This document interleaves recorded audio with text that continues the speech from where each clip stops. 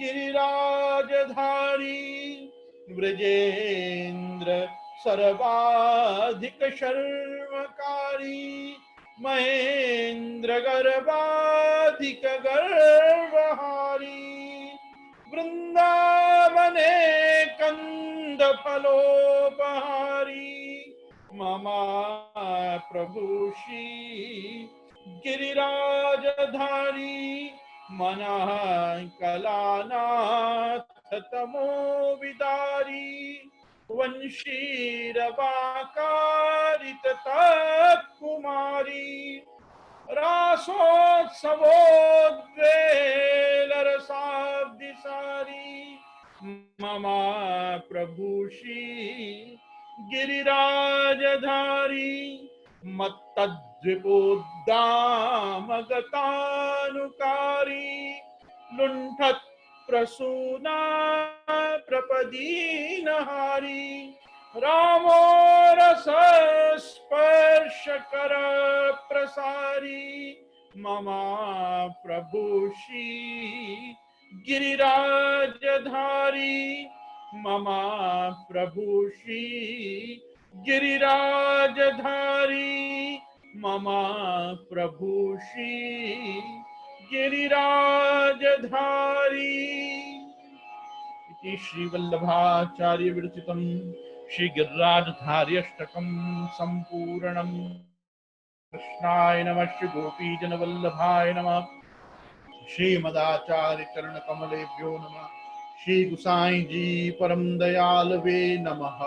श्री गुरुभ्यो नमः।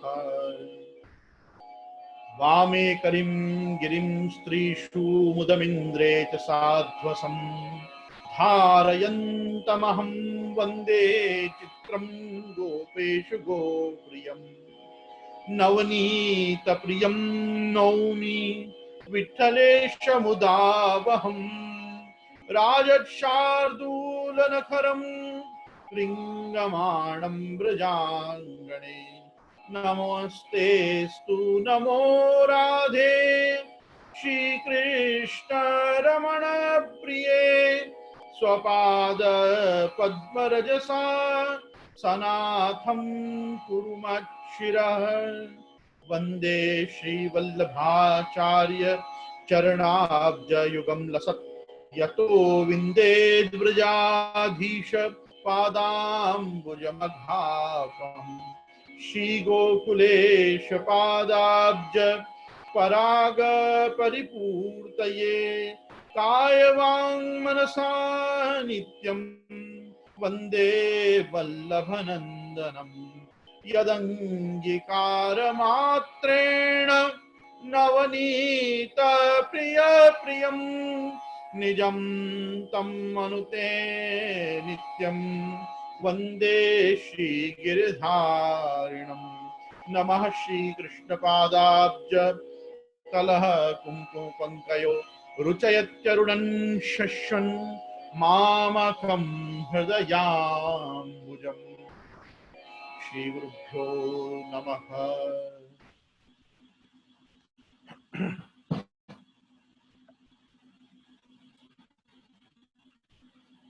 समुपस्थित समस्त पूज्य चरण महानुभावों को मेरे नमस्कार। आदरणीय शास्त्री वर्ग का आवाहन व सादर नमस्कार एवं आप समस्त प्रिय वाल्लभीय वैष्णव जनों का हमारे इस प्रागट्य वार्ता सत्संग सत्र में मैं आपका खूब खूब आवाहन करता हूं। और विशेष करके मैं आप सभी को ये सूचित करना चाहता हूं कि कल अंतर्राष्ट्रीय पुष्टि मार्गी वैष्णव परिषद के वेबिनार सीरीज में सिद्धांत मुक्तावली पर कल सांझ को 5 बजे से 6:15 तक हम स्वसांप्रदायिक सिद्धांतों का कुछ सत्संग हम कल उनके वेबिनार सीरीज पे भी उनके भी ये जूम मीटिंग के माध्यम से हम कुछ सत्संग सिद्धांत मुक्तावली का करने जा रहे हैं। तो आप सभी का मैं परिषद की ओर से भी और उस क्रम में वक्ता होने के नाते मैं आप सभी का उसमें आवाहन करता हूं, स्वागत करता हूं। जो लोग भी समय निकाल सकें दिन के समय, वो 5 से 6:15 आपको जूम आईडीज हमारे इन्हीं सारे एड्रेसेस से प्राप्त हो जाएंगे वैष्णवों से, तो आप सब उसके भी आनंद ले सकते हैं। दूसरा, आज हमारे प्रधान ग्रह मतलब प्रधान पीठ हमारे बड़े घर श्रीनाथ जी के घर से फेसबुक पे विशेष करके वैष्णवोपयोगी जो ग्रहण का सेवा क्रम है वो भी महानुभाव गोस्वामी एक श्री भूपेश कुमार जी बाबा साहब, श्री विशाल बाबा साहब ने, हमारे दादा भाई ने सब चीज डाली है। तो कल हमारा जो सत्संग अंतर्गत वैष्णवोपयोगी ग्रहण विषयक सेवा प्रकार सुनिश्चित हुआ था, बड़े घर ने बहुत कृपा करके कुछ उसी प्रकार से हमको सेवा की गाइडलाइंस दी हैं। तो मैं उपस्थित समस्त सज्जन वैष्णवों से, सेवाग्रही लोगों से भी आग्रह करता हूँ कि हमारे प्रधान पीठ के पोर्टल्स पे वो सभी जगह फेसबुक पे वो सेवा क्रम उपलब्ध है और वो इतना वैष्णव उपयोगी ही है कि आप अपने घर में धर्म, कर्म और सेवा व्यवस्था इन तीनों का निर्वहन सानंद कर पाओगे। तो जो लोगों ने कल का लेक्चर नहीं सुना हो, कल के हमारे सत्संग में आपने पार्टिसिपेट नहीं किया हो, मैं उनसे भी आग्रह करता हूँ कि वो एक बार नाथद्वारा से प्रकाशित वैष्णव उपयोगी ग्रहणकालीन सेवा प्रकार को भी देखें, तो आपको बड़ी अनुकूलता होगी और सेवा में बड़ा आनंद आएगा। देखो, सेवा सर्वदा आनंद रूपी है। ग्रहण ठाकुर जी को परिश्रम देता है, इसलिए हम ग्रहण काल को हम भी थोड़ा ऐसा मानते हैं कि भाई क्या है, इतनी सब अपरसमेंट मर्यादा सभी चीजों को पुनः सुस्वस्थ करना पड़ता है। तो ये सब चीजों का थोड़ा क्लेश होता जरूर है, पर सेवा अपने आप में बहुत सुखद वस्तु है। हमको पूरे मंदिर की यूँ देखो तो पूरी संशुद्धि, और जहाँ पे हमारा ध्यान दैनंदिन जीवन में नहीं जाता है, हम उन जगहों को भी विशेष करके ठाकुर जी के सुखरूप साफ सफाई इत्यादि करके और अच्छा करते हैं। और अब तो चातुर्मास पूरे अपने स्विंग में आ रहा है, तो चातुर्मास के चलते ही रथ यात्रा, कसुम्बा, छठ, देवशयनी, फिर हिंडोला, जन्माष्टमी सब बड़े दिन प्रारंभ हो जाते हैं। तो यूँ समझो ये ग्रहण ने हमको एक मौका दिया है कि हम हमारे सेवा की ये सर्व पदार्थ और सर्व वस्तुओं को एक बार परिमार्जित करके वापस सब सही क्रम में लगा दें, जिससे हमारे सबके घर विराजते ठाकुर जी का मंदिर भी थोड़ा जम जाए कि हम सब सेवा का सेवा क्रम अच्छे ढंग से पहुंच सकें। तो ग्रहण को बहुत पॉजिटिव एटीट्यूड से लेना चाहिए। मुझे नहीं लगता है कि आज कोई भी व्यक्ति अपनी स्वेच्छा से कभी 3.5 घंटे निकाल के भजन पाठ करने या भगवान नाम लेने कहीं बैठता होगा। आज इतना बड़ा जो ग्रहण आया है, ये ग्रहण भी एक अच्छा माध्यम है कि हमारे द्वारा भगवत सन्निधान में बैठकर इतना भजन पाठ होगा, हम इतनी अष्टाक्षर, पंचाक्षर, हमारी अन्य दीक्षाओं की माला और भी जो जो हम स्तोत्र पाठ आदि कर सकेंगे, भागवत जी आदि। इतना समय है, 3.5 घंटा में तो संपूर्ण भगवत गीता का पारायण हो सकता है, पुरुषोत्तम सहस्त्र नाम के आवर्तन हो सकते हैं, त्रिविध नामावली का पाठ हो सकता है, एक बार पूरे नाम रूप गुण नाम रत्नाख्य मतलब वल्लभाष्टकम, सर्वोत्तम जी, स्मृत कृष्ण प्रेमामृत और यमुनाष्टक आदि षोडश ग्रंथ समस्त आप जितना चाहो भगवत सन्निधान में बैठ के आनंद। जिनको रास पंचाध्यायी का पाठ करना है वो भागवतोक्त रास पंचाध्यायी कर सकते हैं, जिनको वेणु गीत, गोपी गीत, युगल गीत, भ्रमर गीत आदि का पाठ करना है वो सब पाठ कर सकते हैं। तो प्रभु की महत कृपा है कि एक साथ ये 3.5 घंटा जितना बड़ा महान ग्रहण इस समय आ रहा है कि जब अपन सावधानी से बैठ के शांत चित्त एक स्थान पे। दूसरा, मैं पुनश्च आप सभी से आग्रह करता हूँ कि from the microcosmic level to the macrocosmic level, आज नैनो से नैनो पार्टिकल से लेकर और मेगा से मेगा पार्टिकल तक आज सर्वत्र क्या कहते हैं उसको, बैक्टीरियाज व्याप्त हैं और बहुत प्रकार के हानिकारक जर्म्स इस समय ये कोविड-19 के चलते और कोरोना के चलते हमारे आसपास सर्वत्र जो संक्रमण है उससे हमारा दैनंदिन जीवन इस समय बहुत ज्यादा बाह्य संक्रमणों से संक्रमित परिश्रमित ऑलरेडी है। ऐसे समय में ग्रहण के जो धार्मिक नियम धर्म हैं उनका जरा चुस्तता से पालन करिएगा। जो चीजें नहीं खानी पीनी है, जब से मना लिखी हैं कि भाई इसके बाद मत खाओ पियो, थोड़ा जितेंद्रिय होके, यदि अपने को और हानिकारक न होता हो तो दवा इत्यादि का जो भी संतुलन है वो सब देख के आप जितना हो सके धार्मिक नियमों का पालन करें। ऐसा मेरा एक विशेष आग्रह आप सभी महानुभावों से है कि देखो, और मैंने खास करके देखो, हमेशा मैं तो इस चीज में मानता नहीं यद्यपि कि साइंस और स्पिरिचुअलिटी को एक नहीं करना चाहिए। स्पिरिचुअलिटी स्पिरिचुअलिटी है और साइंस साइंस है। ज्ञान विज्ञान सहितम यद ज्ञात्वा मोक्ष से अशुभात, आज भगवान ने भगवत गीता में स्पष्ट कहा है, ज्ञान और विज्ञान दोनों को लेकर चलना है। ज्ञान शास्त्र संबंधी और विज्ञान साइंस। तो हमको साइंस और स्पिरिचुअलिटी को साथ में पैरेलल लेके जाना है, इसको मर्ज करने की जरूरत नहीं है। लेकिन फिर भी मैंने बहुत वैष्णवों के आग्रह से कुछ 2 ग्रहण पहले लूनार एक्लिप्स आया था, चंद्र ग्रहण आया था, तब मैंने पूरा एक मेरा वक्तव्य, छोटा सा वक्तव्य बनाया है। आप लोग, जिन लोगों को भी युवा पीढ़ी में ये सब पागलपन के प्रश्न सब युवा पीढ़ी के पास ही होते हैं, हम क्यों नहीं खा सकते, क्यों नहीं जा सकते, क्यों नहीं नहा सकते, क्यों नहीं कर सकते, ये पूरे दिन क्यों पूछना, एक सिस्टमेटिकली उसको स्वीकार नहीं कर पाते हैं कोई चीज को जब तक कि उससे मार न खाएं। तो हम कहते हैं कि आप prevention is better than cure बोलते तो रहते हो, लेकिन क्यों ऐसा करते हो कि क्योर होने की नौबत आए? आप पहले ही प्रिवेंटिव मेजर्स ले लो ना। तो वो प्रिवेंटिव मेजर्स क्या लिए जाते हैं, कैसे हर चीज स्टेल हो जाती है, डीकम्पोज हो जाती है, बैक्टीरिया फाइड हो जाती है, ये सब चीजों को समझाते हुए मैंने एक छोटा सा प्रयास लूनार एक्लिप्स पे बोलने का किया है। वो श्री गोविंद राय जी चैनल पे आपको उपलब्ध है। आप लोग जिनको भी ग्रहण विषय शौचाचार संबंधी प्रश्न हो कि ये आचार विचार रखना क्यों जरूरी है, क्यों हमको ये सब पालना जरूरी है। आज मुझे एक महानुभाव का बहुत अच्छा प्रश्न आया। उस व्यक्ति ने पूछा कि जो लघु शंका निवारण है या दीर्घ शंका निवारण है, ये तो और अपने को हेल्दी करता है ना, ये फोर्सेस को रोकने से तो और आदमी बीमार पड़ता है, तो मूतने को और हगने को भी क्यों रोका जाता है ग्रहण में? उनका ऐसा कुछ प्रश्न था कि हम क्यों शौच नहीं जा सकते, हम क्यों लघु शंका नहीं कर सकते। देखो, आप एक वस्तु को समझो कि जिस समय हम लघु शंका निवारण करते हैं या कोई भी प्रकार का मलमूत्र त्याग करते हैं, उस समय वो अपने देह से बाहर आते ही उनका जो बैक्टीरियल फॉर्मेट होता है उसमें जर्मिनेशन और उसका बढ़ना शुरू हो जाता है। तो आपने अपने में से तो त्यागा, लेकिन उस समय जो चीज वो आपके संसर्ग में जितनी देर भी रहेगी वो आपको ज्यादा हानिकारक होगी। जिस समय पर सब प्रकार के नक्षत्र, योग, करण, वार, दिनमान सब अस्त हैं।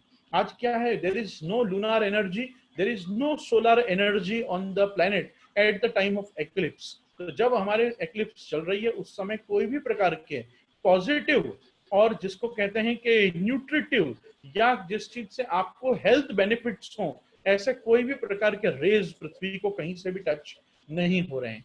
तो जिस समय पे हमारे को ऐसी ऊर्जा मिल रही है कि जो हमारे में कोई भी प्रकार के संक्रमण के वेग को तीव्र कर सकती है, कम से कम उस समय तो उससे बचना चाहिए, जिससे कंप्लीट आइसोलेशन, सोलेस, सॉलिट्यूड, इन सब चीजों का संवरण करके और अपने को एक स्थान पर स्थित होके भगवान नाम इत्यादि में आनंद से रचे पचे रहना चाहिए। अब क्या होता है, जोर जोर से पाठ करते हैं, पाठ करने से कंठ सूखता है, कंठ सूखने से प्यास लगती है, फिर प्यास के कारण भी मनुष्य ज्यादा देर पाठ नहीं कर पाता और बार बार घड़ी देखता है कब ग्रहण छूटेगा, कब ग्रहण छूटेगा। मैं आप सबको यही कहना चाहता हूँ, उपांशु विधि, अपन बोले और अपन सुने, उतनी जोर से ही पाठ करना है, उतनी ही जोर से जप करना है। चुप रह के जप नहीं करना है, नहीं तो सो जाओगे, और सोना भी हानिकारक है। ग्रहण काल में निद्रा ग्रहण, गोदड़ा ग्रहण भी नहीं करना चाहिए। तो आप यूं समझो कि मैं ठाकुर जी को सामने बिठा के मैं तो आराम से सो जाऊं, ऐसा भी मत करना। ठाकुर जी भी बोर होंगे, आप भी बोर होंगे। क्रम क्या होता है ग्रहण का, कि जितनी देर ग्रहण काल चले कायदे सर तो प्रभु को एंटरटेन करने के लिए महात्म्य के पद गाए जाते हैं। महात्म्य के जो पद गाए जाते हैं और उसमें कहीं कहीं खंडिता के पद भी गाते हैं कि भाई इस समय प्रभु अपने को प्राप्त नहीं हो रहे हैं, ऐसी भावना करते हुए। तो महात्म्य के पदों का वैशिष्ट्य ग्रहण काल में रखा गया है। तो पहले जब अपने भजन पाठ आदि शुरू करने से पहले 4 पद महात्म्य के पहले सुनाओ, फिर सारा भजन पाठ आदि करो। उसके बाद वापस जब ग्रहण का मध्य आवे तब दान आदि करो, और जिस समय ग्रहण छूटने का समय हो उस समय फिर 2 पद सुना के ठाकुर जी को महात्म्य के, और फिर ये ग्रहण का मोक्ष हो जाए। फिर अपनी अपनी घर के बाहर, छत पे, बालकनी में, जहां से भी आपको मुक्त मोक्ष प्राप्त हुए बाद सूर्य नारायण के दर्शन हो, सूर्य नारायण का दर्शन करें और उसके बाद स्नान करने जाएं। ये ग्रहण विषय में आज भी एक फॉलो अप देना चाहूंगा। और बाकी बड़े घर से तो बहुत सुस्पष्टतया वैष्णव उपयोगी सेवा क्रम फेसबुक पे और अन्य अपने सोशल मीडिया पे आ ही चुका है। वैष्णव आपस में सही चीज को शेयर करें और लोगों को इस सेवा क्रम से लाभान्वित करें। इसी के साथ मैं अभी यहाँ पे ग्रहण विषय मेरे विषय को संपूर्ण करता हूँ और आइए अपन लोग अपने वार्ता जी का अपन चिंतन करें कि जहां हम श्रीनाथ जी की प्रागट्य वार्ता में रहे। अब ये श्रीनाथ जी की प्रागट्य वार्ता विषय में जो हमने कल जहां पे मैटर को हमारे क्रम को छोड़ा है वो है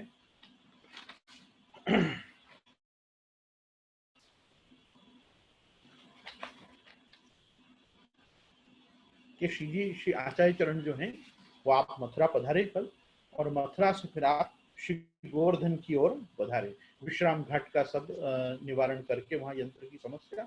अभी जो उपस्थित वैष्णव हैं वो लोग जानेंगे कि अभी मंगलाचरण के पूर्व हमने थोड़ा इस विषय की चर्चा की थी कि ऐसा ही एक यथा योग्य प्रसंग, ऐसा ही बिल्कुल प्रसंग यथा रूप निम्बार्क संप्रदाय में केशव भट्ट काश्मीरी जी के प्रसंग में भी बताया जाता है कि उन्होंने भी इस प्रकार से यंत्र बाधा निवारण की विश्राम घाट पे। उसका जो औचित्य मैं समझा हूं वो इतना ही है कि ये जो डेलीगेशन था आचार्य चरण के साथ आचार्यों का, उपाध्यायों का, पुरोहितों का, अन्य वहां के उजागर चौबे इत्यादि वर्ग का, ब्रजभक्तों का, उस समय के ब्रजवासियों का, उन सबों में केशव भट्ट काश्मीरी जी भी रहे होंगे। तो केशव भट्ट काश्मीरी जी भी क्योंकि महाप्रभु जी के कॉन्टेम्पररी आचार्य हैं, उन्होंने ही निम्बार्क संप्रदाय के अपने शिष्य माधव भट्ट काश्मीरी को कालांतर में श्रीमद आचार्य चरण को भेंट किया, उनको दैवी जीव जान के। और माधव भट्ट काश्मीरी की वार्ता में वो पूरा क्रम दिया हुआ है कि किस प्रकार से वो समझ गए कि इन्होंने श्री महाप्रभु जी के मुख से जो भगवद शास्त्र सुने हैं अब ये उनसे ही प्रभावित हो चुके हैं। तो आचार्य चरण का महत् प्रभाव अपने शिष्य माधव भट्ट पर जानकर केशव भट्ट काश्मीरी जी ने बाद में जो भी भगवत मतलब भगवत शास्त्र श्री आचार्य मुखोद्गत श्रवण किए उसके फल स्वरूप यूं समझो कि दान दक्षिणा के रूप में वो अपने सेवक को उन्होंने भेंट कर दिया। तो वो केशव भट्ट काश्मीरी जी का प्रसंग भी आता है, इससे ये कंफर्म होता है कि ये यंत्र बाधा तो वहां थी। अब जो कल हमने डिस्कस किया उसमें मुझे कुछ महानुभावों के कॉल आए थे सामने, उन्होंने कहा कि थोड़ा करेक्शन अपने यहाँ के इस इतिहास ग्रंथ में मिलना होना जरूरी है कि जो कार्यकाल बताया जा रहा है कि सिकंदर लोदी का उस समय कार्यकाल था, तो सिकंदर लोदी, इब्राहिम लोदी, इन सबों का तो वंश पूरा हो चुका था दिल्ली के शासन में। और उस समय आचार्य चरण के समय में जो व्यक्ति थे वो हुमायूं थे, हुमायूं। तो ये रियासत जरूर दिल्ली का जो भी बादशाहत जो है दिल्ली की वो जरूर इब्राहिम लोदी, सिकंदर लोदियों ने बनाई होगी, लेकिन उस समय में श्रीमद आचार्य चरण के समय पे वहां पे हुमायूं का शासन काल है। और हुमायूं के दरबार में यूं समझो कि ये आचार्य चरण के सेवक कल वहां पहुंचे, उन्होंने जाके अपनी तरफ से आचार्य चरण का दिया हुआ सब प्रकार वहां उनके सामने रजू किया, और फिर नया फरमान लेकर और इस मथुरा जी को, इस तीर्थ को आपने यवन उपद्रव से मुक्त किया। तो कहने का तात्पर्य वहां से आप पधारे हैं शीघ्राज, कहना या प्रकार विश्रांत घाट पे यवन यंत्र को उठाए, फिर तहां से आप शीघ्राज पधारे। अब 14वां प्रसंग आज अपना शुरू हो रहा है इस 107 प्रसंगों की वार्ता में। और 14वें प्रसंग में श्री आचार्य जी महाप्रभु को श्री गिरिराज पधारनो और श्रीनाथ जी वहां प्रकट भय सो खोजनो। श्री आचार्य जी महाप्रभु को श्री गिरिराज पधारनो और श्रीनाथ जी वहां प्रकट भय हैं सो खोजनो। सो श्री आचार्य जी महाप्रभु मथुरा आते सब सेवकन को संग लेके श्री गोवर्धन की तरहेटी में आन्योर में सद्दू पांडे के घर के आगे चौतरा ऊपर पधारी के विराजे। तब अनेक ब्रजवासी लोग दर्शन करके जाने जो बड़े महापुरुष हैं तो ऐसो तेज पुंज मनुष्यन में नहीं होए। पाचे सद्दू पांडे ने आय के विनती कीनी जो स्वामी कछु भोजन करेंगे। तब कृष्णदास मेघन ने कही जो आप तो सेवक बिना काहू को कछु लेत नहीं। जब कृष्णदास मेघन ने सद्दू पांडे से नहीं करी ताही समय श्री गोवर्धन नाथ जी श्री गोवर्धन पर्वत ऊपर थे श्री आचार्य जी को सुनाइवे के लिए टेर कीनी, अरे नरो दूध लाओ। तब नरो बोली जो आज तो हमारे पाहुने आए हैं। तब श्रीनाथ जी ने कही जो पाहुने आए तो भली भई परंतु मोकू दूध तो लाओ। तब नरो ने कही जो अवार ही लाई लाल लाई। तब एक बेला भरी के वह दूध लेकर श्री गिरिराज जी पे गई। तब श्री आचार्य जी महाप्रभु कहे जो दमला कछु सुनियो। तब दामोदर दास ने कही जो महाराज सुनियो तो सही पर समझो नहीं। तब आचार्य जी महाप्रभु कहे कि जा बोल सु झारखंड में आज्ञा करी हती, सो ही बोले हैं। श्रीनाथ जी यहाँ ही प्रकट भये हैं, सवारे चलेंगे। तो इतने में नरो श्रीनाथ जी को दूध प्याय के पाछी आई ताकू देख के आचार्य जी महाप्रभु ने कही, जो या में कछु बच्चो है। तब नरो ने कही, जो महाराज घर में बहुत है, जितनो चाहिए तितनो लीजिए। तब श्री आचार्य जी महाप्रभु ने कही, जो और तो हमको नहीं चाहिए। तब सद्दू पांडे ने सेवक करवे की विनती कीनी और श्री आचार्य जी महाप्रभु ने नाम सुनायो और सेवक कीने। तब इन सबको अंगीकार किया। पाछे रात्रि को सब सेवक ब्रजवासी सद्दू पांडे और माणिक चंद पांडे आदि श्री महाप्रभु जी को दंडवत करी के सन्मुख बैठे। का समय श्री आचार्य जी महाप्रभु ने पूछी, जो यह पर्वत में श्री देव दमन कौन प्रकार करी के प्रकट भय हैं, सो वार्ता कहो। तब सद्दू पांडे ने कही, महाराज आप सब जानत ही हो और हमसो पूछत हो। तब आपने आज्ञा कीनी, जो कहो। तब सद्दू पांडे श्रीनाथ जी के प्रागट्य के प्रकार की वार्ता कही। सो सुनी के आचार्य जी को हृदय भरी आयो। अब श्री आचार्य जी श्री गिरिराज जी पे पधारनो और श्रीनाथ जी सो मिलवो और प्रकट करवो। दूसरे दिना श्री आचार्य जी महाप्रभु सब सेवकन सहित अति हर्ष सु श्री गिरिराज पे पधारे। सो थोड़ी सी दूर श्रीनाथ जी अति हरिक के सामे पधार के मिले। ऐसे परस्पर मिलके बड़े प्रसन्न भये। ताही समय गोपाल दास जी गाये हैं, हरकते सामे आविया श्री गोवर्धन उद्धरण इत्यादि। श्रीनाथ, अब देखो यहाँ पे ये जो अपन ने प्रसंग पढ़ा, ये प्रसंग की एक अपनी वार्ता संगति और वल्लभाख्यान में इसकी संगति, ये दो वस्तु हमको जरूर श्रवण करनी चाहिए, देखनी चाहिए। तो आप सभी लोगों के पास ये ग्रंथ विराजता है, निज वार्ता, घरु वार्ता तथा बैठक चरित्र। ये निज वार्ता घरु वार्ता का प्रसंग नंबर 5 है। 5वें प्रसंग में ये थोड़ा आप जरूर श्रवण करिए। इससे श्री हरिराय महाप्रभु ने किस प्रकार से समग्र अपने ऐतिहासिक शास्त्रों में से इन सब प्रसंगों को निकाल के इनमें एक वाक्यता बनाई है, उसका भी अनुसंधान बैठता है। फिर इसके साथ हम थोड़ा वल्लभाख्यान और मूल पुरुष को भी देखेंगे कि वल्लभाख्यान और मूल पुरुष पे इसको किस तरह से बताया गया है।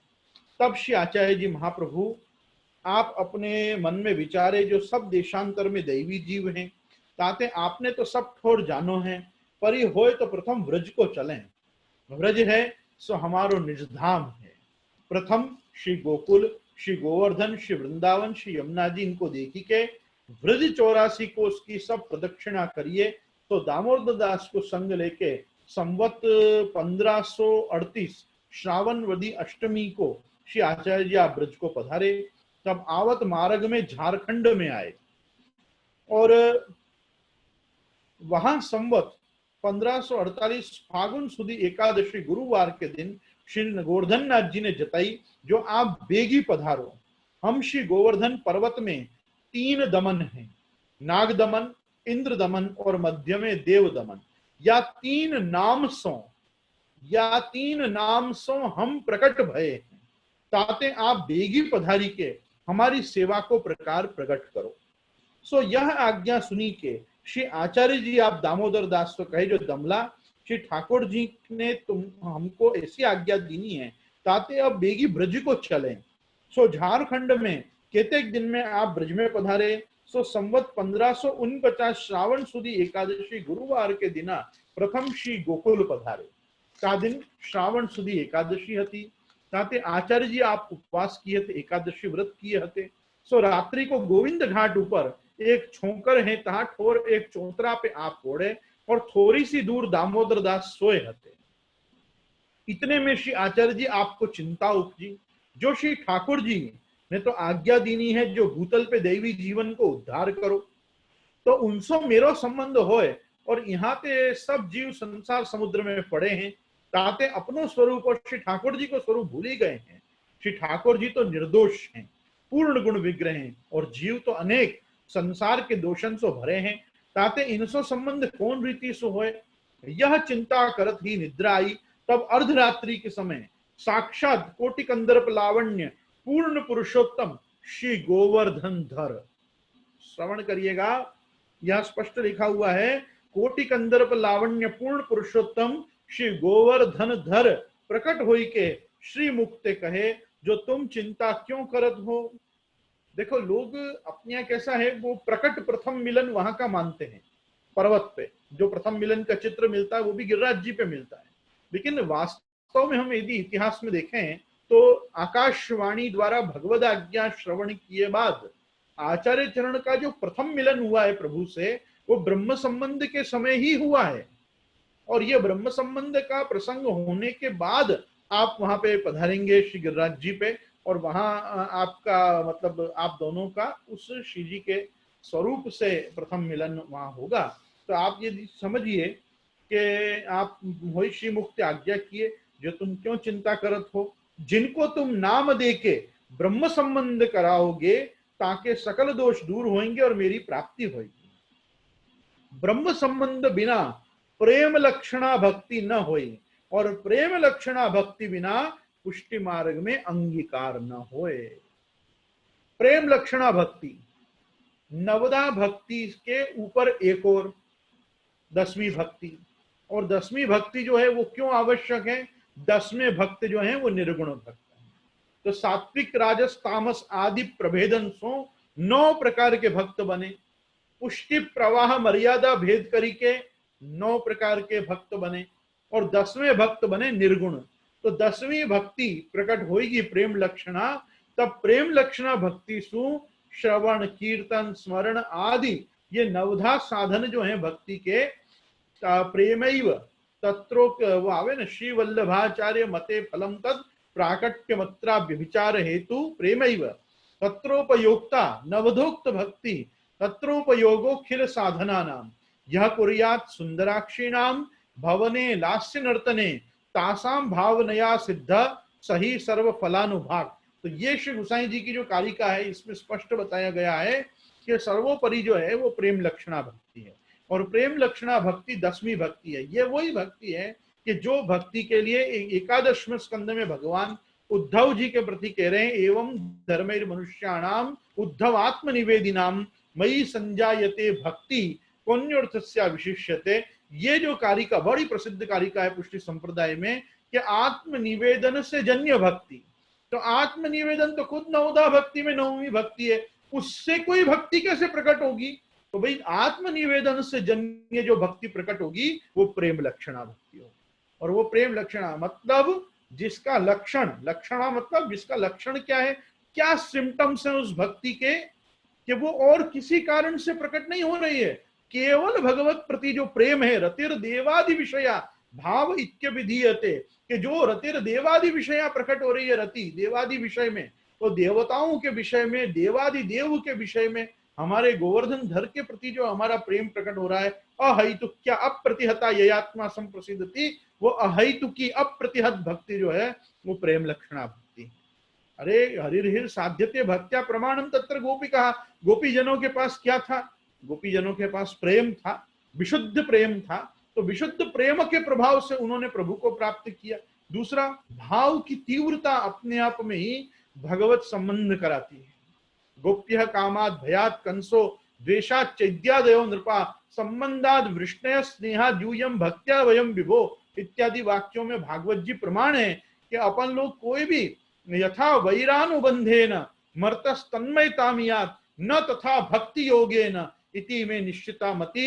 ये तो निश्चित मति जानो, निश्चित इस बात को जानो कि जब तक तीव्रता अपने भक्ति योग में नहीं आएगी, अकामा सर्व कामो वा मोक्ष कामा उदारदी तीव्रेण भक्ति योगे न यजेत पुरुषम परम। तीव्र भक्ति योग जब तक सिद्ध नहीं होगा, जब तक अपनी भक्ति उस प्रकार से उत्कृष्ट नहीं बनेगी कि जिसके लौकिक वैदिक पारलौकिक फल तुच्छ जान पड़े, तब जाके वो प्रेम लक्षणा प्रकट होगी। और उसका जो कारक है, उस प्रेम लक्षणा भक्ति में जो कारण और कारक बनता है, वो ये ब्रह्म संबंध रूपी संस्कार बनता है, क्योंकि इसको भगवद आज्ञा का बल है, इसको भगवद आज्ञा का बल है। और भगवद आज्ञा का बल होना मतलब प्रमाण बल से जीव कार्य करे, और प्रमेय बल जब उस पर कार्य करे तब वो पुष्टि में आवे, और प्रमेय बल से प्रभु आप स्वयं कृपा करके जीव का अंगीकार करके उसको वर्ण के साथ जिस वस्तु का दान करें, तो शरण और वर्ण से प्राप्त जो वरदान है प्रभु का, वो प्रेम लक्षणा भक्ति है। वो प्रेम लक्षणा भक्ति जिसको समझ में आती है उसी को पुष्टि मार्ग समझ में आता है। और बिना प्रेम लक्षणा भक्ति न होई, और प्रेम लक्षणा भक्ति बिना पुष्टि मार्ग में अंगीकार न होई। पुष्टि मार्ग में अंगीकार भय बिना भगवत सेवा को अधिकार न होई। और जीव तो एक भगवत सेवा ही सो कृतार्थ हो जाए। ताही ते गुसाई जी आप सर्वोत्तम में आचार्य जी को नाम लिखे हैं, भक्ति मार्गे सर्व मार्ग वैलक्षण्यानुभूति कृत। भक्ति मार्ग तो प्रथम हु हतो, और अहु भगवान की प्राप्ति के मार्ग बहुत हैं। भक्ति योगो बहुविधो भामिनीर भाव्यते। तो ये जो भागवत जी में तृतीय स्कंद में भी बताया हुआ है कपिल देव जी ने कि भक्ति योग बहुविधो मार्गे भामिनी भाव्यते, बहुत से मार्ग है भक्ति योग को सिद्ध करवे के, पर भक्ति मार्ग तो प्रथम हुआ तो, और वो भगवान की प्राप्ति के मार्ग बहुत होते, पर ब्रजभक्तन के स्नेह के मार्ग में अंगीकार न हतो। और बिना स्नेह की सेवा नहीं तो वह पूजा है। जहां में स्नेह नहीं है, जहां सेवा में, वो सेवा सेवा नहीं है, वो पूजा है। क्योंकि पूजा कैसे की जा सके, मंत्रहीनम क्रियाहीनम भक्तिहीनम जनार्दना यत् कृतम तो मया देव परिपूर्ण तदस्तु में। बस आप यहाँ को परिपूर्ण कर दीजो, आप यहाँ को देख लीजिए प्रभु, ये मंत्रहीन हो, क्रियाहीन हो, भक्तिहीन हो, तो भी या मेरे पूजा को आप स्वीकार करियो। या प्रकार को दैन्य प्रार्थना करवे सो तो पूजा भी प्रभु स्वीकार करे हैं। तो ये तो पूजा है, और पूजा है सो मंत्र के अधीन है, और यह पुष्टि मार्ग की सेवा है सो भावात्मक है। ताहिते सूरदास जी गाए हैं, भज सखी भाव भाविक देव। हमको तो भज सखी भाव भाविक देव को सेवा करनी है। सो ऐसो मार्ग प्रकट करवे की श्री ठाकुर जी की इच्छा हती। ताते आपने आचार्य जी महाप्रभु को ब्रह्म संबंध की आज्ञा दी। तब आपने पवित्रा उपर्ण और निश्रु समारी के श्रावण सुद द्वादशी के लिए सिद्ध करी राखे हते। सो उठाई के भोग दरे पाछे श्री ठाकुर जी आप पधारे। तब आचार्य जी आप दामोदर दास से कहे, दे दमला ते कछु सुनियो। तब दामोदर दास ने विनती की नहीं, जो महाराज ठाकुर जी के वचन सुने तो सही पर समझो नहीं। तब आप श्री मुक्ते कहे, जो मुको ठाकुर जी ने आज्ञा दीनी है, जो जीव को ब्रह्म संबंध करवाओ, जाते तिनके सकल दोष दूर होंगे, और मैं अंगीकार करूंगा। ताते ब्रह्म संबंध अवश्य करावनो चाहिए। श्री ठाकुर जी सो श्री आचार्य जी की जितनी वार्ता भई, ताको आपने एक सिद्धांत रहस्य नाम को ग्रंथ कियो।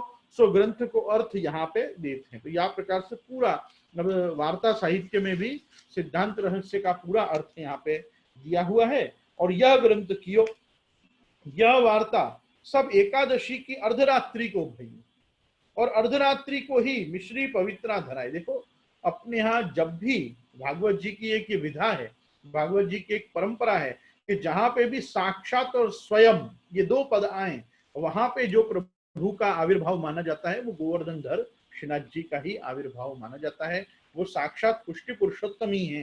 तो जहां जहां पे भी साक्षात पद आएगा, कि जैसे अपने यहाँ श्रावण श्यामले पक्षे एकादश्याम महानिशि साक्षात भगवता प्रोक्तम तदक्षरश उच्यते। तो साक्षात प्रभु ने जो कही, तो साक्षात प्रभु मतलब काय वांग मनसा गोचर, जो प्रभु भय हैं अपनी इच्छा से, ऐसे प्रभु को दर्शन जब भयो, तो जो प्रत्यक्ष भयो है, तो प्रथम मिलन तो गोकुल में श्री गोविंद घाट पे, या ब्रह्म संबंध की आज्ञा के प्रसंग के मिस ही श्री गोवर्धन धर को भयो। क्योंकि देखो अब ये प्रसंग यहाँ क्यों जरूरी है, उसको भी आपको समझना बहुत जरूरी है।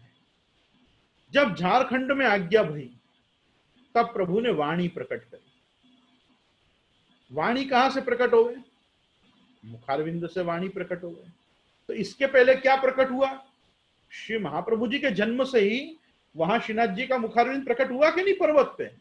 तो पर्वत पे श्रीजी बाबा का मुखारविंद प्रकट हुआ। उस मुखारविंद में से जो वाणी प्रकट हुई वो झारखंड में आपने सुनी।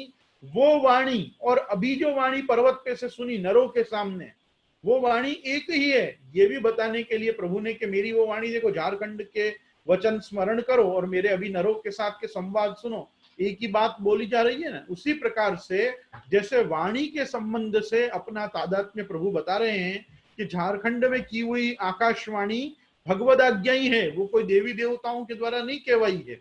इसी प्रकार से यहाँ पे साक्षात दर्शन देकर गोवर्धन धर ये सिद्ध कर रहे हैं कि अब जब मैं तुमको पर्वत पे मिलूंगा तब तो पहचान जाओगे ना कि मैं वही हूं जो तुमको गोकुल में मिला था। तो गोकुल में मिला हुआ व्यक्ति और गिरिराज जी पे मिला हुआ व्यक्ति एक ही है, ये बताने के लिए पहले ब्रह्म संबंध की आज्ञा हुई, क्योंकि श्रीनाथ जी को पहचानना है ना। वो देवदमन नाम का कोई देवता नहीं है, वो देवदमन नाम से आप साक्षात भगवान श्री कृष्ण ही है, जो सारस्वत कल्प के द्वापर युग में आपने जो लीला और क्रीड़ा करी आप स्वयं है, ये बता। तो प्रभु दर्शन देना पड़ेगा। तो वो दर्शन देने के लिए आपने पहले ये ब्रह्म संबंध का प्रकरण किया है, और ब्रह्म संबंध होने के बाद ही, अब देखो कैसा हो, अगर महाप्रभु जी का ही ब्रह्म संबंध ना हुआ हो और महाप्रभु जी वहां श्रीनाथ जी को प्रकट करके सेवा शुरू कर दें, तो वैष्णव कभी तो पूछेंगे ही ना, आपने हमको तो ब्रह्म संबंध करा के और फिर सेवा की आज्ञा दी और अधिकार दिए, और आपना तो ब्रह्म संबंध हुआ नहीं, आप पहले श्रीनाथ जी की सेवा करने शुरू हो गए।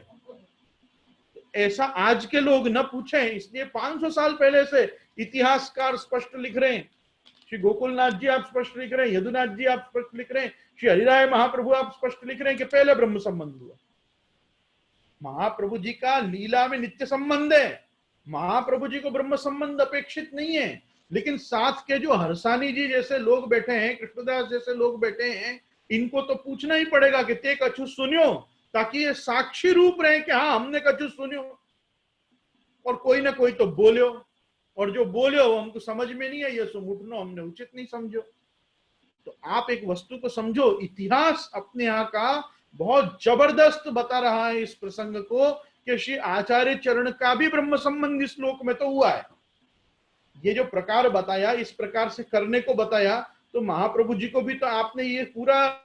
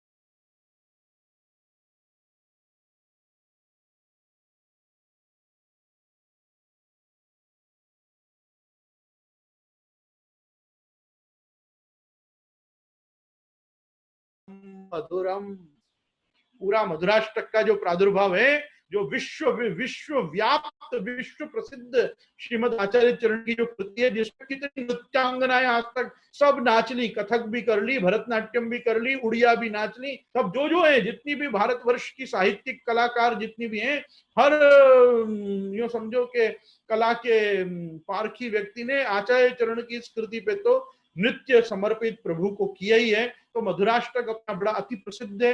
अन्यान्य शांकर आदि संप्रदाय के लोग भी बड़े चाव से मधुराष्टक का गान करते हैं। पुष्टि मार्गियों में भी बहुत वर्षों तक मधुराष्टक के गान की बड़ी विशुद्ध परंपरा रही, गान के रूप में, पाठ के रूप में नहीं।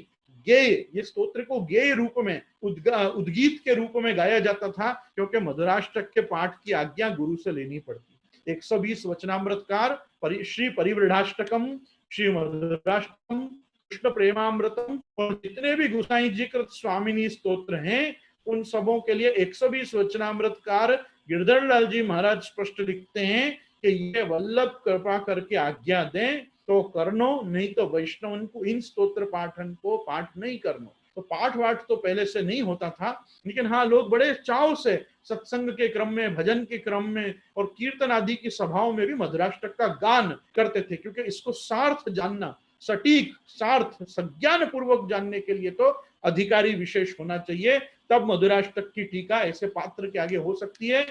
सामान्य प्रजा के सामने मधुराष्टक की टीका का भाव प्रकट करने से कृष्ण में लौकिक भाव आने के चांस रहते हैं, इसलिए पूर्वाचार्यों ने निषेध किया। लेकिन मैं आपको प्रसंग उपात्त ये बता रहा हूं कि इसी समय जैसे ही आपको दर्शन किया है कि प्रभु आप कैसे हैं, तो आपका पूरा वर्णन जो किया है वो पूरा मधुराष्टक के रूप में श्रीमद आचार्य चरण ने इसी समय पर मधुराष्टक स्तोत्र, और ये रचा नहीं है। आप देखो मधुराष्टकम, श्री गिरिराज धारी अष्टकम, ये सब ऐसे स्तोत्र हैं कि जिनकी कोई फलश्रुति नहीं। नंद कुमार अष्टकम, तो नंद कुमार अष्टकम, गोपीजन वल्लभाष्टकम, ये मधुराष्टकम, श्री परिवृढ़ाष्टकम, इन सबों में क्या फलश्रुति दी है क्या पीछे के? इसके पाठ से क्या मिलता है? अरे ये स्वयं फलात्मक हैं, ये साक्षात फलरूप स्तोत्र हैं। ये यही तो समग्र शास्त्रों का फल है कि जिनका हम पाठ कर रहे हैं, तो इसमें फलश्रुति नहीं होती। कृष्णाष्टकम में महाप्रभु जी ने फलश्रुति दी है, महाप्रभु जी ने फलश्रुति यमुनाष्टक में दी है, महाप्रभु जी ने फलश्रुति कृष्णाश्रय में दी है। महाप्रभु जी ने जहां फलश्रुति देनी है वहां दी है, और जहां स्वयं ही फलात्मक शास्त्र प्रकट किए हैं वहां पे कहा इसका पाठ करना ही फल है, इसका गान करना ही फल है। तो मधुराष्टक ऐसे ही प्रकट हुआ है। और आप देखो वो मधुराष्टक का प्रतीक क्या है? चिन्ह रूप पवित्राधर के अपन क्या भोग धरते हैं? अखिलम मधुरम, मिश्री, अंदर बाहर ऊपर नीचे सब के लिए मात्र कर्मादि सर्वत्र त्रिविध भेदी वर्जित आत्मा। जैसे सब तरफ आनंद ही आनंद प्रभु में व्याप्त है, वैसे रसी रस से जो उत्पन्न है, और रस जो है वो साकार है। देखो घनीभूत रस साकार मिश्री। तो मिश्री ही क्यों परफेक्ट उत्सव भोग है? क्योंकि वो कृष्ण को रिप्रेजेंट करता है, वो मधुराष्टक को रिप्रेजेंट करता है। मधुराधिपतेर अखिलम मधुरम, ये तो पूरा डला ही मधुर है। इसमें कहाँ ज्यादा मीठा और कहाँ कम मीठा है, ऐसा कुछ नहीं है। वैसा ठाकुर जी भी कहाँ से ज्यादा मीठे हैं? अब अधरामृत ज्यादा महान है कि चरणामृत ज्यादा महान है कि कथामृत ज्यादा महान है? नहीं, सबका एक सा फल है, बस अधिकारी और पात्र बदल रहे हैं। किसी को केवल कथामृत प्राप्त है, किसी को केवल चरणामृत प्राप्त है, किसी को रसामृत प्राप्त है, किसी को अधरामृत प्राप्त है। तो तव कथामृतम तप्त जीवन कवि भीड़ितम कल्मषापम श्रवण मंगलम श्रीमदाततम इत्यादि सब वाक्यों में सुबोधनी में गोपी गीत में प्रभु ने समझाया ही है। मैं जो चीज समझा रहा हूं सिर्फ इतनी है कि मधुराष्टक की रचना, मधुराष्टक का स्फुरण महाप्रभु जी को आपके दर्शन करत खेम हुआ है। उसके बाद ये पूरा प्रसंग हुआ है। छल्ले आपने सगद्य पंचाक्षर देने के बाद उसका जो रहस्य प्रकट किया है उसको पद्यानुबंध छंदोबद्ध श्री महाप्रभु जी ने किया है। इसलिए श्री गोकुलनाथ जी की टीका देखना इसमें कि ये साक्षात भगवता प्रोक्तम जब महाप्रभु जी खुद कह रहे हैं तो इति श्री वल्लभाचार्य विरचितम सिद्धांत रहस्यम कैसे हुआ? ये तो भगवत प्रोक्तम सिद्धांत रहस्यम होना चाहिए। तो वहां आचार्य चरण की पुष्पिका में नाम क्यों आता है ऑथरशिप में? वो ऑथरशिप में इसलिए आता है क्योंकि भगवत वाक्यों को अक्षरशः प्राप्त करे बाद उसको छंदोबद्ध आपने किया है। छंदबद्ध होने के कारण वहां पे विरचितता जो आती है वो आचार्य चरण की आती है। इसलिए सिद्धांत रहस्य की रचना भी श्रीमद आचार्य चरण की कृति ही है। और दूसरा एक बहुत बड़ा कारण है कि आप में और श्री ठाकुर जी में कोई भेद नहीं है। तो प्रभु कहें कि आप कहें वो हमारे लिए एक ही बात है।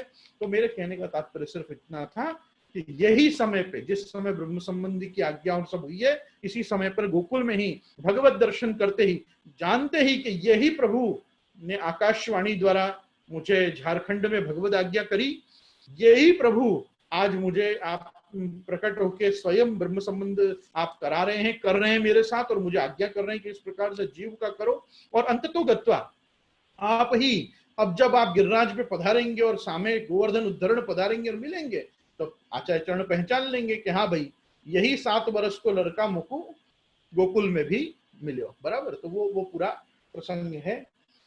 यह ग्रंथ कियो यह वार्ता सब एकादशी अर्धरात्रि को भई, और अर्धरात्रि को ही मिश्री पवित्रा धराए।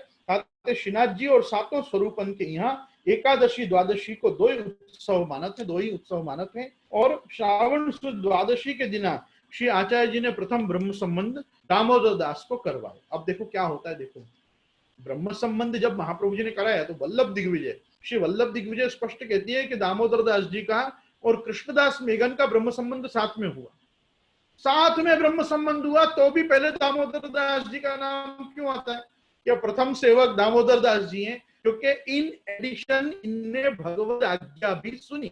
समझे नहीं, ये एक और कथा है, पर क्योंकि भगवत वाणी के श्रवणाधिकारी भी ये वन ऑफ दी हुए, इसलिए इनको प्रथम सेवक माना हर्षानी जी को गया है कि हर्षानी जी ही प्रथम सेवक हैं, क्योंकि कृष्णदास मेघन का ब्रह्म संबंध इनके साथ हुआ। तो साइमल्टेनियसली दोनों एक साथ ब्रह्म संबंधी हुए, पर भगवत वाणी सुनने का जो आचार्य चरण की कृपा से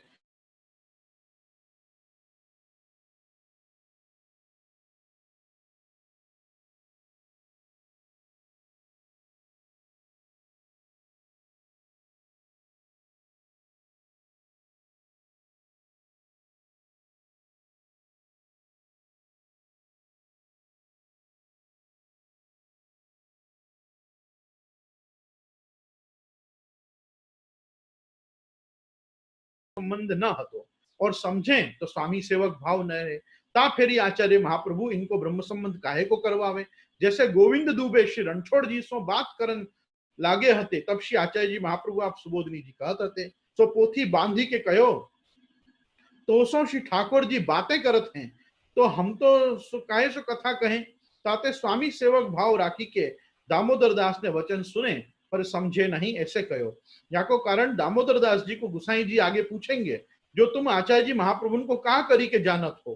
तब दामोदर दास कहेंगे, जो हम तो जगदीश जो श्री ठाकुर जी ते भी अधिक करी मानत हैं। तब गुसाई जी कहेंगे, जो ठाकुर जी ते अधिक काहे को मानत हो। तब दामोदर दास कहेंगे, जो दान बड़ो के दाता बड़ो, या में यह सिद्ध भयो जो श्री ठाकुर जी आचार्य जी महाप्रभु के वश हैं। तब ब्रज में श्री आचार्य जी महाप्रभु के सेवक बहुत भय। अब ब्रज में सबन को सेवक करते करते 5 सेवकन को संग में लेके आप पधारे ब्रज की ओर, मतलब वहां श्रीमद गोकुल से आप जतिपुरा की ओर पधारे। अब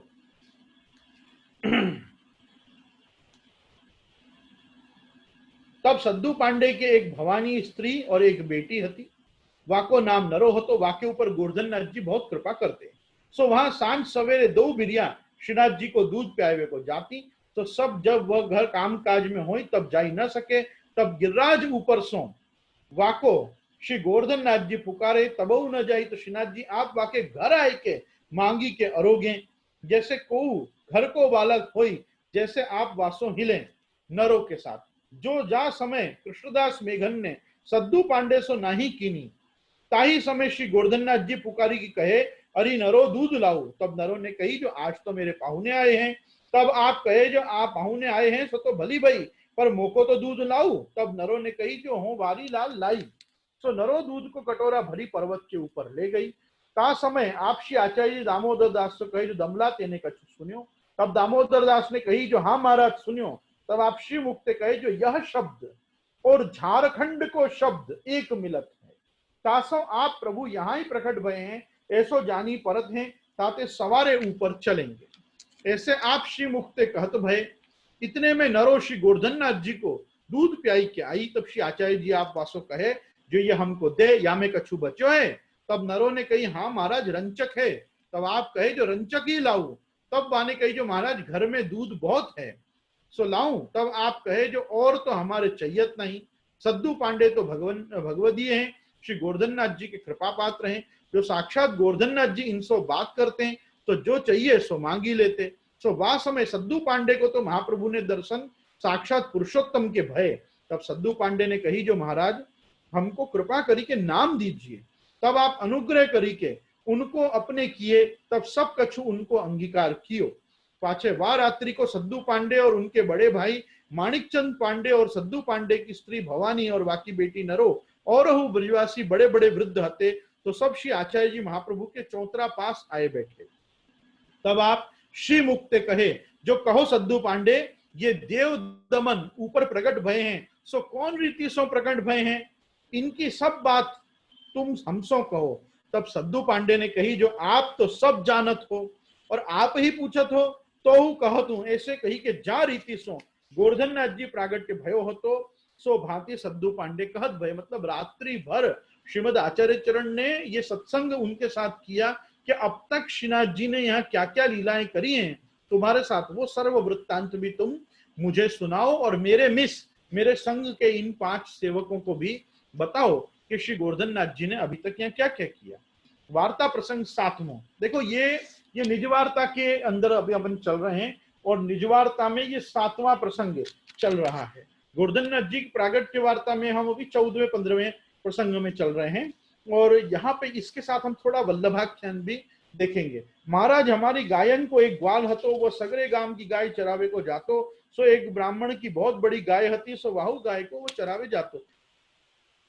सद्दू पांडे पूरा प्रसंग, कैसे वो दूध श्रावती और कैसे आप दुग्धपान करते, और फिर आपने कही कि मैं या शिला के पीछे विराजू हूं या छिद्र में सु दूध पीऊ हूं, वो इत्यादि सब चीज आपने वहां पे वो किया। अब देखो क्या होता है, महाप्रभु जी को यहाँ पे इन्होंने ये चार स्वरूप और संग में जो प्रकट भये हैं, हरदेव जी, गोविंद देव जी, संकर्षण देव जी, दानी राई जी, इन सब के विषय में भी बताया कैसे चारों देवताओं को प्रागट्य एक ही संग भयो है। आप तो ईश्वर हो, सब जानत हो, अपनी बात आप ही पूछत हो, तो जो जगत में आपनो महात्म्य प्रकट न करें तो भगवदीय कहा गुणगान करें। ताही गोपाल दास जी गाए हैं, आपनी लीला ते वदन पोते करी उच्चार आनंद अधिक दीधो। तब श्री आचार्य जी महाप्रभु आप यह सब बात सुन के गदगद हो गए। पाछे सवारे उठी के देह कृत्य स्नान करी के सब वैष्णवन को संग लेके आप श्री गिरिराज जी ऊपर पधारे। तब श्री गोवर्धन नाथ जी श्री आचार्य जी महाप्रभु को देखी के आप सामे पधारे। हरकते और हाँ ता मिरी के अति हरक भयो। सो गोपाल दास जी गाए हैं, हरखे ते सामे आविया श्री गोवर्धन उद्धरण।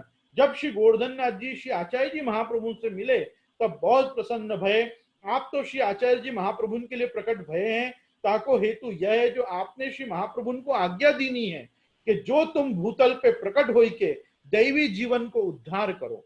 वे दैवी जीव मोते बहुत दिनंसु बिछुरे हैं।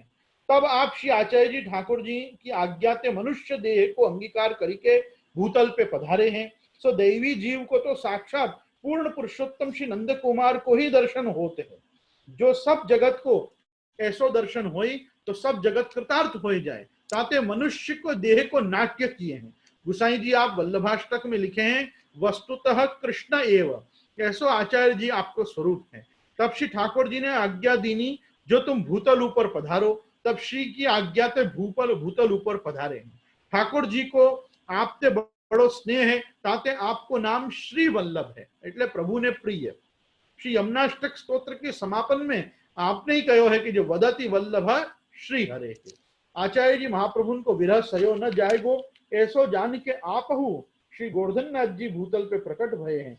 भगवत लीला अनंत है, परंतु पूतना ते आदि लेके सब लीला नित्य है।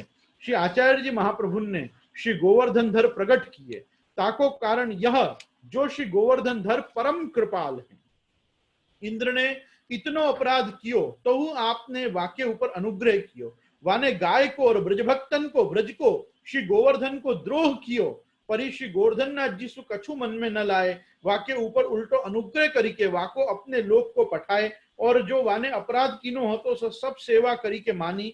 तो ब्रजवासी ने तो मोको सामग्री भोग धरी और इंद्र ने जल की सेवा कीनी, यह मानी के अनुग्रह ही किए। याहिते श्री गोवर्धन नाथ जी आप परम दयाल हैं। ऐसी दया बिना जीव को अंगीकार न होए। पाछे गोवर्धन नाथ जी ने श्री आचार्य महाप्रभु को आज्ञा दीनी, जो अब तुम मेरी सेवा को प्रकट करो और मोको पाठ बैठाओ। सेवा बिना पुष्टि मार्ग में दैवी जीवन को अंगीकार न होएगो, यहीं ते मैं प्रकट भयो हूं। तब आपने श्री गोवर्धन नाथ जी को पाठ बिठाए, वे को तत्काल एक छोटो सो मंदिर सिद्ध करवाए के श्री गोवर्धन नाथ जी को पाठ बिठाए। अब यहाँ एक छोटा सा प्रसंग और 9वां है, वो जल्दी से हम श्रवण करेंगे ताकि हम थोड़ा 5 मिनट वल्लभाष्टकम को भी दे सकें। वार्ता प्रसंग 9। अप्सरा कुंड के ऊपर एक गुफा, वहां में रामदास चौहान रहते और सदा भजन करते। जिनने श्री आचार्य जी के दर्शन किए और विनती की, महाराज मेरो मेरो अंगीकार करिए, मैं तो आपके लिए बहुत दिन अंते श्री गोवर्धन की कंदरा में तपस्या करत हतो। सो मेरो तप आज सफल भयो है। तब आप आचार्य जी रामदास जी को अंगीकार किए। पाछे आप रामदास जी से कहे, गोवर्धन पर्वत में थे श्री गोवर्धन नाथ जी प्रकट भये हैं, सो इनकी सेवा तुम करो। तब रामदास जी कहे, जो महाराज मैं तो कभू सेवा नहीं कीनी, सो कैसे करूंगो। तब आप श्री मुक्ते कहे, जो तुमको सब सेवा श्री गोवर्धन नाथ जी आप सिखावेंगे। वैष्णवों सुनो। वैष्णव पूछते हैं, हम ठाकुर जी कैसे पधरावें, हमको तो सेवा करना ही नहीं आता। महाप्रभु जी क्या बोल रहे हैं। रामदास चौहान पूछ रहे हैं, मैंने तो कभी सेवा की नहीं, मैं सेवा कैसे करूंगो। और आचार्य चरण आप बता रहे हैं। श्री गोवर्धन नाथ जी आप स्वयं सिखावेंगे। अरे प्रभु इसीलिए तो साक्षात प्रकट हुए हैं, आपको क्या चाहिए आप स्वयं बतावेंगे। जो आप नहीं बतावेंगे तो आचार्य चरण बतावेंगे, आचार्य चरण ने बतावेंगे तो प्रभु चरण गोपीनाथ जी बतावेंगे साधन दीपिका करके। आपसे कछु रह जाएगी तो पितृ प्रवर्तित पथ प्रचार सुविचारक आप बतावेंगे श्री गुसाई जी। अब कितने लोग बतावेंगे, तो करोगे कब? यही जन्म है तो करो, तो आप स्वयं सिखावेंगे। बराबर। तो अगई कि आप पाछे अपने मोर की चंद्रिका को मुकुट सिद्ध करवायो और पीतांबर काछनी सिद्ध करवाए के आप श्री आचार्य जी ने गोवर्धन नाथ जी को श्रृंगार कियो। ताते श्री गोवर्धन नाथ जी आप बहुत सुंदर दर्शन दिए। देखो यहाँ पे मोर मुकुट काछनी को श्रृंगार, और विशेष करके मुकुट काछनी को जो मुख्य लीला को श्रृंगार है वो स्वयं श्रीमद आचार्य चरण ने आपने करके धरायो। अभी से पहले क्या हुआ था, हमने वार्ता में क्या श्रवण किया था, वो माधवानंद जो था, माधवानंद पंडित गोड़िया माधवानंद, वो कहीं से गुंजा फल बीन लाता, कहीं से छोटी सी पाग चीर की बना लाता और फूल माला धराता, तुलसी जी चढ़ाता, गुंजा माला धराता, चंद्रिका धराता, मोर की चंद्रिका भी ले आता। पर मुकुट काछनी का श्रृंगार प्रॉपरली करके लीला में जिस प्रकार से प्रभु रास में आप रास नायक निकुंज नायक होके विराजते हैं, वो प्रथम श्रृंगार श्रीमद आचार्य चरण ने ही करके रामदास चौहान को बताया कि देखो ये प्रभु का आपका मुख्य स्वरूप है। इसी कारण से अपने घर में कहीं ना कहीं मुकुट काछनी वाले श्रीनाथ जी का चित्र अवश्य रखना चाहिए। और विशेष करके श्रीनाथ जी का जब भी हम ध्यान करें तो अपने को ध्यान इनका ही करना चाहिए। देखो श्रृंगार की बात चली है ना, यहाँ पर श्रृंगार का प्रसंग आया है मुकुट काछनी का। मैं आपको एक गजब की चमत्कृति बताता हूं। ठाकुर जी, श्री यमुना जी और महाप्रभु जी, इनके श्रृंगार दिव्य हैं। इनके श्रृंगार कैसे हैं? दिव्य। दिव्य मतलब क्या दिव्यता है श्रृंगार में? ये दिव्यता है कि इनके श्रृंगार बिना डोरी के हैं। इनमें पीछे बांधने के लिए ग्रंथि, पड़छ या डोरी इनके श्रृंगार में नहीं है।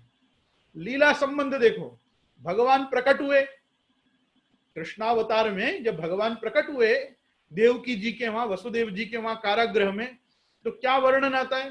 पीतांबरम सांद्र पयोद सौभगम, उसके बाद तमद्भुतम बालकमं भुजेक्षणम चतुर्भुजम शंख गदायुधायुधम श्रीवत्सलक्षम गलशोभि कौस्तुभम पीतांबरम सांद्र पयोद सौभगम महारह वैदूर्य किरीट कुंडलत विषा परिष्वक्त सहस्त्र कुंतलम उद्याम कांचन गद कंकणादिवि विरोचमानम वसुदेव एक। उद्याम कांचन गद कंकणाभि, जिनके अंदर डोरी नहीं है, जिनके अंदर कांची नहीं है, कांची मतलब डोरी, बिना पड़छिया के इनके श्रृंगार कैसे हैं, ये कैसे टिके हुए नहीं मालूम, लेकिन विराज रहे हैं। इनके अंदर डोरी नहीं है, बांधने की कोई व्यवस्था नहीं है। श्रीनाथ जी का स्वरूप कृष्णावतार। अब यमुना जी पे आ जाओ। यमुना जी के श्रृंगार कैसे हैं? तरंग भुज कंकण प्रकट मुक्तिका वालुका नितंब तट सुंदरीम नमत कृष्ण तुर्य प्रिया। बोलो कहीं पड़छिया है, कहीं डोरी है, कहीं कुछ भी नहीं है। महाप्रभु जी पे आ जाओ। महाप्रभु जी का खुद का एक नाम अप्राकृता खिला कल्प भूषित, पहला, और दूसरा श्री भागवत प्रतिपद मणिवर भावांशु भूषिता मूर्ति। अब इन आभूषणों में डोरी दिखाओ, डोरी कहाँ है? और अपने यहां भी आप देखो, अपन ठाकुर जी को श्रृंगार करते हैं तो हर आभरण में डोरी नहीं होती, उनमें क्या लगाते हैं अपन? लगाओ, अपना लगाओ, अपन अपने प्रेम से चौंटाते हैं, उसको लगाव कहते हैं। और जब वो प्रभु श्रीअंग पे धरते हैं तो उसको अपन क्या कहते हैं? अंगराग। तो अंगराग और लगाव से अपन ठाकुर जी को आभरण धराते हैं, चिपकाते नहीं है, धराए जाते हैं। वो उसका प्रमाण क्या है? भागवत जी का प्रमाण, उद्याम कांचन गद कंकण आदि भी विरोचमानम वसुदेव एक शत, बिना पड़छिया को आभरण। तरंग भुज कंकण प्रकट मुक्ति का वालुका, सारे आभरण धरे हुए हैं, पर दिख नहीं रहे कैसे धरे हुए हैं। अप्राकृता खिला कल्प भूषित महाप्रभु जी, भागवत प्रतिपद मणिवर भावांशु भूषिता मूर्ति है। और वैष्णवन को भी महाप्रभु जी ने पहरा है, सिद्धांत मुक्तावली, नवरत्न, ये कौन ने पहना है? तुमको पहना है महाप्रभु जी। इनमें पड़छिया है नहीं है, पर तुमको बांधे पुष्टि मार्ग से। समझो ये दिव्यता है। अपन वो आभरणों से युक्त है कि जिनको पहराना, बुढ़ाना, बांधना नहीं पड़ता है, बस धरा दो, प्रभु शोभायमान है तो मुकुट काचनी धरे, श्रृंगार करे और महाप्रभु जी के श्रृंगार करत खेम लीला को साक्षात्कार रामदास चौहान को भयो। तो यहाँ कह रहे हैं कि सिद्ध कराए कि आप श्री आचार्य जी ने गोवर्धन नाथ जी को श्रृंगार कियो, ताते श्री गोवर्धन नाथ जी आप बहुत सुंदर दर्शन दिए। तब श्री आचार्य जी आप रामदास को कहें जो नित्य तुम सवारे गोविंद कुंड में स्नान करी आयो करियो और एक गड़ुआ जल भरी लायो करियो, तासो श्री गोवर्धन नाथ जी को स्नान करवाइयो, पाछे अंग वस्त्र करी के यह श्रृंगार जो हमने कियो है ऐसो नित्य करियो। और जो तुमको भगवत इच्छा ते आए प्राप्त होई तो नित्य भोग धरियो, ताते तुम निर्वाह करियो। दूध दही माखन तो ये ब्रजवासी लोग धरती हैं और नित्य नेग बताए दियो। पाछे आप सद्दू पांडे सो तथा माणिक चंद सो और अन्योर में जो सेवक भय हते तिन सबन सो कही जो यह मेरो सर्वस्व है, इनको तुम सेवा सावधानता सो करियो। चौकी पहरा को उपद्रव होए तो सब बात सो सावधान रहियो। ऐसी आज्ञा देके श्री आचार्य जी महाप्रभु आप ब्रज यात्रा को पधारे। 20 वर्ष ताई रामदास जी ने श्री गिरिराज जी की सेवा की। अब 20 वर्ष तक तो श्री रामदास जी ने सेवा करी और अपने वार्ता में भी आता है कि 27 to 31 ईयर्स ठाकुर जी बिना पक्के मंदिर के आप विराजे हैं। और एक छोटा सा एक जल्दी में पहला हम ये क्रम देखते हैं कि मूल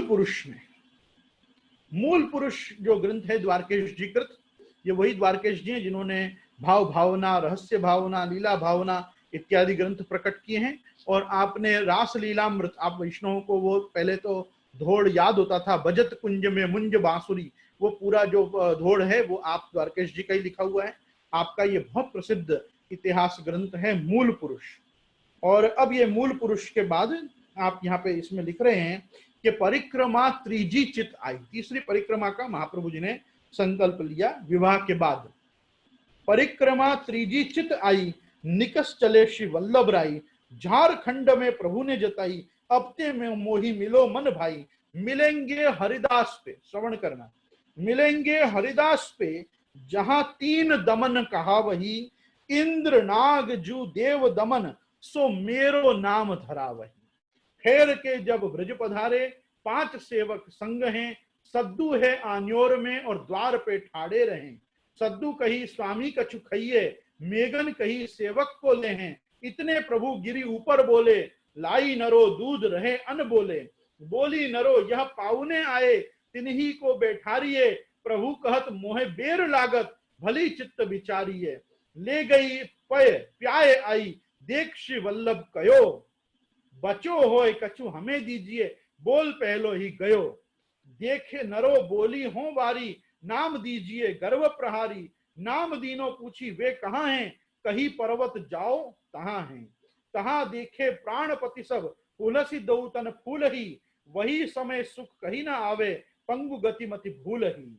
ये प्रकार से श्रीनाथ जी के प्रागट्य का संपूर्ण वर्णन मूल पुरुषकार द्वारकेश जी ने किया। और गोपाल दास जी ने जो गाया है वो आपने दूसरे आख्यान में, द्वितीय आख्यान में आपने सुस्पष्टतया यहाँ पे गोपाल दास जी गा रहे हैं कि गिरिराज ने आश्वास दीधो, धरी कोमल चरण, हरखे ते सामा आविया, श्री गोवर्धन उद्धरण। इसका अपन कल थोड़ा आनंद से भाष्य करेंगे, इसकी टीका देखेंगे। हमारे प्रपितामह, मतलब मेरे प्रपितामह गोस्वामी श्री गोकुलनाथ जी महाराज हैं और उनके जो धर्म पिता हैं वो श्री जीवनलाल जी हमारे ताजी हैं, जिनने बहुत से स्तोत्र ग्रंथ आदि, बालकृष्ण चंपू आदि किया। उन्होंने विशेष करके ये पूरे वल्लभाख्यान की ब्रजभाषा टीका 7 जो प्रधान टीकाएं हैं, उन 7 प्रधान टीकाओं में एक आपकी श्री जीवनलाल जी महाराज की भी टीका है। तो हम कल शांति से थोड़ी वो टीका का भी दर्शन करेंगे। मैं एक वस्तु जो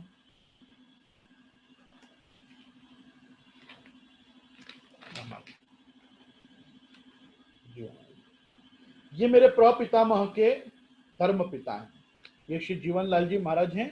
इन्होंने ही ये वल्लभाख्यान की ब्रजभाषा टीका आपने करी है। संस्कृत टीकाएं भी हुई हैं, गुजराती ग्रंथ पे संस्कृत टीकाएं, लेकिन ये ब्रजभाषा टीका है। इसका कल थोड़ा हम चिंतन करके, मूल पुरुष का अर्थ करके फिर हमारे वार्ता साहित्य में आगे जाएंगे। सद्दू पांडे की और मैंने जो कल आपसे कहा था हमारे पूरणमल क्षत्रिय की थोड़ी वार्ता को देखते हुए, क्योंकि किस प्रकार से श्री गोवर्धन धर ने इन 84 वैष्णव को पहले भेगे करके इनसे सेवा ली, ये भी हमको समझना जरूरी है। आइए, आज समय क्योंकि 10:20 हो चुका है, तो हम अब श्री आश्रय का पद करें और बड़ों से आज्ञा लें कि आज हम यही वार्ता जी को रखें। गोवर्धन की रहिए तरेटी, श्री गोवर्धन की रही, नित्य प्रति मदन गोपाल लाल के, चरण कमल चितलय तरेटी, श्री गोवर्धन की रही, तन पुलकित ब्रज रज में लोटत, गोविंद कुंड में नहिए, रसिक प्रीतम हित चित की बातें, श्री गिरधारी जिसो कही तरे, गोवर्धन की रही। श्री गोवर्धन नाथ की जय, श्याम सुंदर श्री यमुने महारानी की जय,